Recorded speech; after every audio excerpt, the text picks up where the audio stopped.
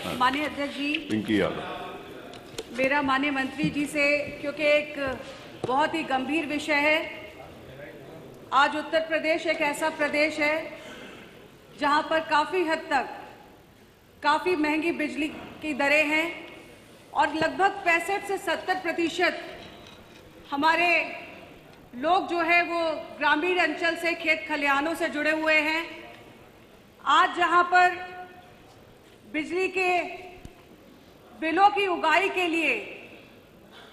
जहां सरकार एक तरफ तो कहती है कि हम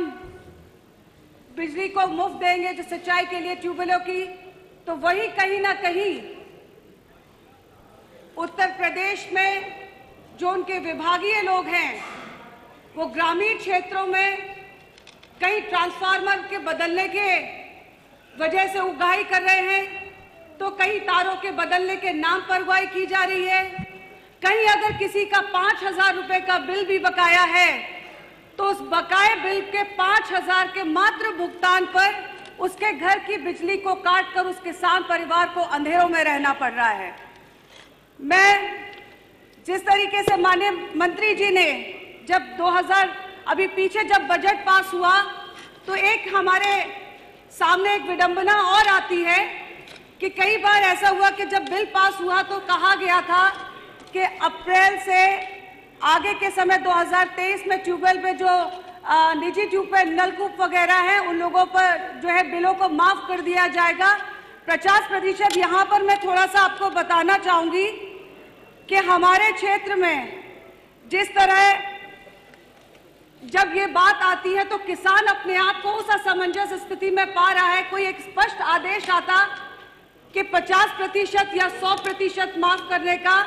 क्योंकि आपके जो उच्च अधिकारी हैं जब उनसे बात की जाती है तो वो कहते हैं कि हमारे पास अभी तक कोई आदेश नहीं है, जबकि आपके यहाँ से एक आदेश पारित ऐसा हो चुका है, ऐसा मेरे संज्ञान में है। तो कृपया इस चीज को भी देखें। और दूसरा, जैसे माननीय अध्यक्ष जी, मेरा प्रश्न था सरकार द्वारा के विद्युत उपभोक्ताओं को उनके बिल के बकाया धनराशि पर लगाए जाने वाले अधिभार को प्रतिवर्ष दी जाने वाली छूट के विषय में था, जिसका मुख्य उद्देश्य लोगों को अपना बिल का भुगतान करने के लिए एक तरफ प्रेरित करना भी था। लेकिन मैं माननीय मंत्री जी से ये पूछना चाहती हूँ कि पहले तो एक तरह से उत्तर प्रदेश में बढ़ती हुई बिजली की दर से भी किसान और उत्तर प्रदेश की जनता के ऊपर एक महंगाई की मार के बाद ये मार भी पड़ रही है। उधर दूसरी तरफ गरीब किसान परिवारों के से साहूकार के ब्याज से अधिक अधिभार जो है लिया जा रहा है। क्या सरकार या माननीय मंत्री जी बताएंगे कि अब बकाया बिल पर लगाए जाने वाले अधिभार की दरों को सरकार कम करने का काम करेगी? दूसरा, क्या प्रतिवर्ष जो सरचार्ज जो आपका प्रतिवर्ष जो सरचार्ज लगता है उसमें छूट देने वाली जो योजना आपके द्वारा चलाई जा रही है उसकी समय सीमा को बढ़ाकर, क्योंकि एक किसान जब परिवार होता है, खास तौर से क्योंकि मेरा पूरा क्षेत्र ग्रामीण क्षेत्र है और वहां पर कोई नगर पंचायत या नगर पालिका नहीं है, वहां पर वो किसान जो है जब अपनी खेती और फसल हो जाती है तो कहीं अपना भुगतान कर पाने में सक्षम होता है। तो क्या सरकार उस सरचार्ज पर छूट देने वाली योजना में समय सीमा को बढ़ाने का काम करेगी? और मेरा दूसरा भाग जो इस प्रश्न का था, जिसमें मैंने माननीय अध्यक्ष जी ये पूछा था कि विद्युत खपत घटाने के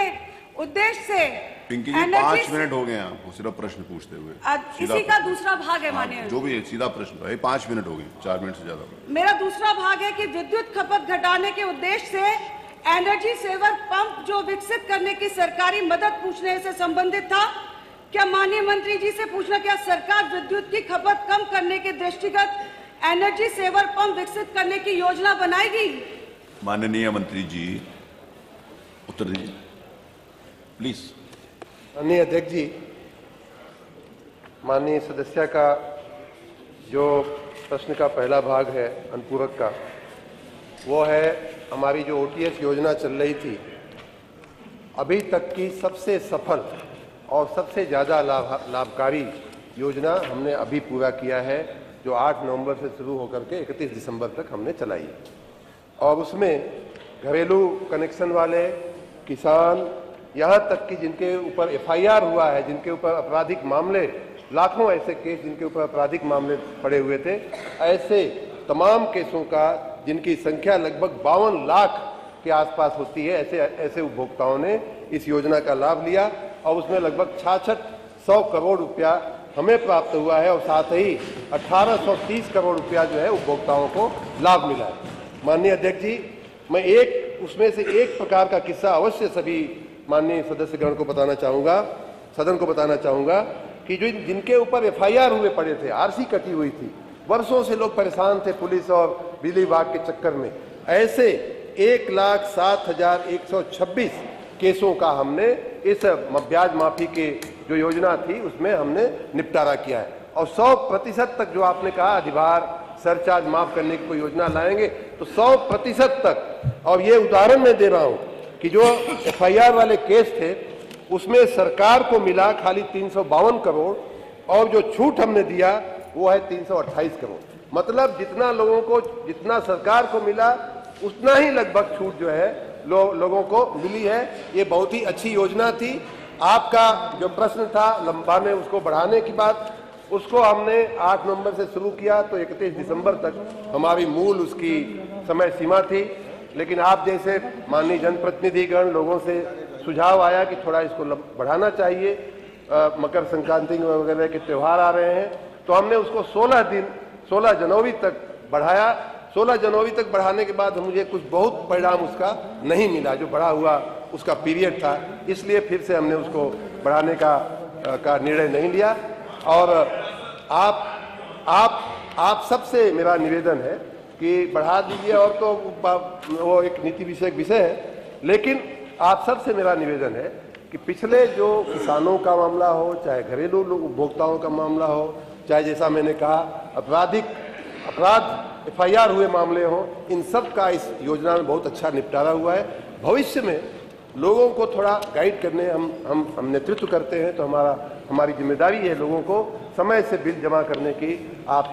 मेरी प्रार्थना है सदन के सभी सदस्यों से, आप लोगों को थोड़ा एजुकेट करने का भी काम करें, जिससे कि ये बैकलॉग जो हमारा बहुत बड़ा बैकलॉग हमने अभी क्लियर किया है।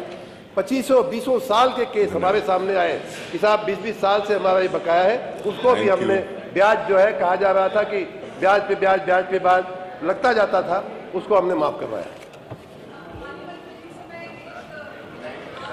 मंत्री जी, मैं आपने क्योंकि अभी जिक्र किया FIR वाले केसेस का,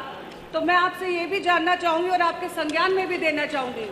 मेरे क्षेत्र में ऐसे कई उदाहरण हैं कि जहां पर बिजली विभाग के SDO JE कोई भी उस जगह तक नहीं गया। गांव देहातों में जाकर वो चेकिंग कहीं पर कहीं की जाती है और कहीं पर उगाई तो हो रही है, लेकिन कुछ जगहों के ऐसे मामले संज्ञान में, मेरे विधानसभा क्षेत्र का गांव बल्लमपुर, आप उसके लिए लिख के, पिंकी आप उसके लिए प्लीज लिख के दे दो, क्योंकि गांव वाइज उनके पास सूचना नहीं होगी ना। ओके, आप जो स्पेसिफिक पॉलिसी मैटर्स है वो आप पूछ लो।